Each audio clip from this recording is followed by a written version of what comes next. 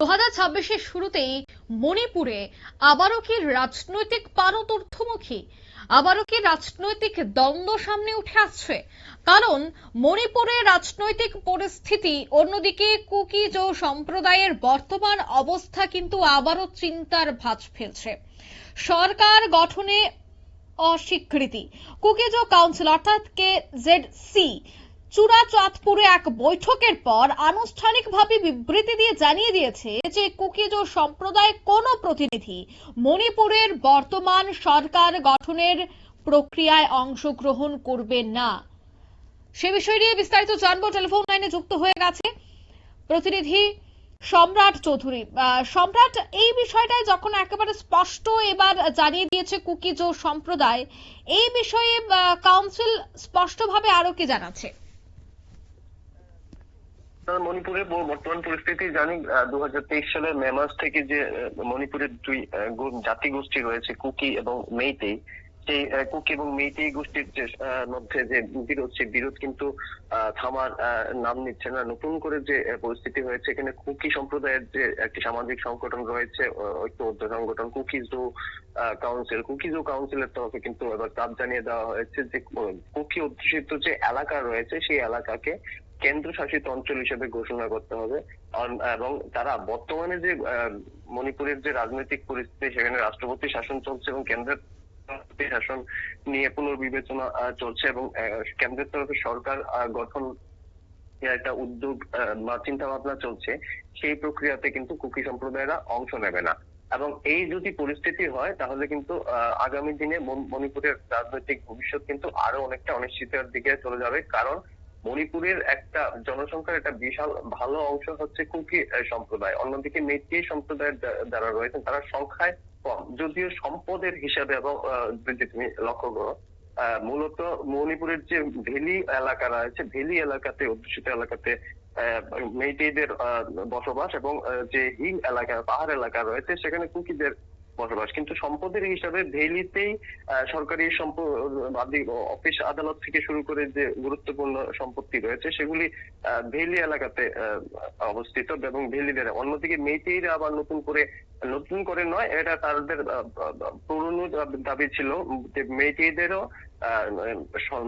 সংরক্ষণ দেওয়া হোক, তপশিলি উপজাতি হিসেবে তাদের সংরক্ষণ দেওয়া হোক। এই দুই টানপূরণের মধ্যেই কিন্তু চলছে গত 2 বছর ধরে মণিপুরের যে পরিস্থিতি, কুকি এবং মেইতেই সম্প্রদায়ের মধ্যে যে বিরোধ। এই অবস্থায় যখন কুকি সম্প্রদায়ের তরফে জানানো হচ্ছে যে তারা কোন রাজনৈতিক কর্মকাণ্ড এবং তোমার সরকার গঠনে অংশ নেবে না, সেটা কিন্তু এখন দিল্লির জন্য কিন্তু একটি বড় ধরনের সমস্যা। কারণ সেক্ষেত্রে মণিপুরের সরকার গঠনে কিন্তু নানা ধরনের প্রতিবন্ধকতা তৈরি হবে। ইতিমধ্যে তোমার কুকি সম্প্রদায়ের যে অধ্যুষিত এলাকাগুলি রয়েছে, সেগুলি কিন্তু অনেকটা তোমার বাফার জোন মতো পরিস্থিতি তৈরি করে রেখেছে। এতে প্রশাসনের কিছু সায় রয়েছে। অনেক ক্ষেত্রে দেখা যাচ্ছে মণিপুর বিষ্ণুপুর জেলার থেকে বেরিয়ে যে অন্যান্য কুকি সম্প্রদায় আমরা ম্যাপে লক্ষ্য করছি কুকি এলাকাগুলি, সেই কুকি এলাকাগুলিতে বাইরে থেকে মেইতেই সম্প্রদায় বা অন্যান্যদের যেতে দেওয়া হচ্ছে না।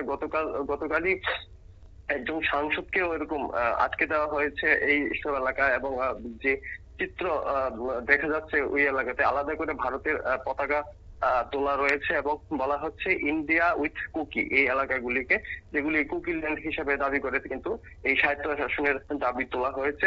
সব মিলিয়ে নতুন করে আরেকটি রাজনৈতিক দাবি, এবং তাতে কিন্তু আরো জটিল হলো মণিপুরের বর্তমান যে পরিস্থিতি।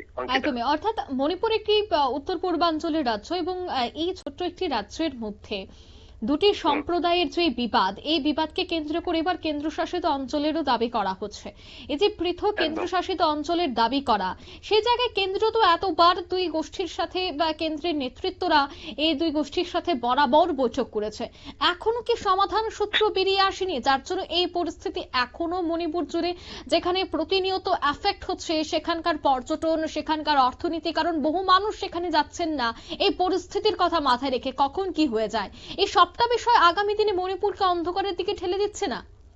কি বলবো? মণিপুরকে অন্ধকারের দিয়ে একদম রীতিমতো মণিপুর যথেষ্ট পিছিয়ে গেছে। গত ২.৫ বছরের যে আভ্যন্তরীণ তাদের জাতিগত সংঘর্ষ, তাতে কিন্তু ইতিমধ্যে ২৬০ জনের বেশি মণিপুরবাসী প্রাণ হারিয়েছেন এবং মানে বহু হাজার পরিবার তোমার বাস্তুচ্যুত।